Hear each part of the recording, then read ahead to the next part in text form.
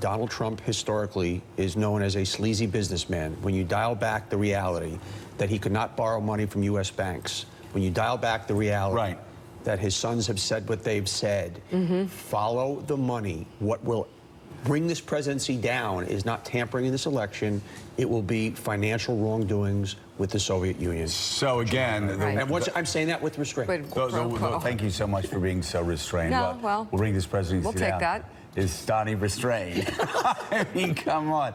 We said several weeks ago, anybody in this cabinet, anybody in this White House, anybody that was on the campaign for a long time should be smart and should hire a lawyer. Yeah.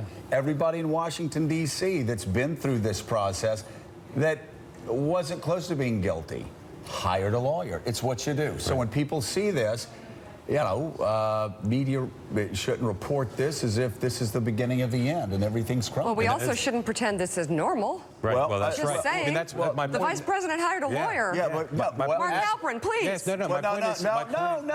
No. See, that's the shrillness. No, actually, I'm and trying to that's the level you out. intensity. You're acting like you just scratched yourself. No, I I'm mean, not. it's not like.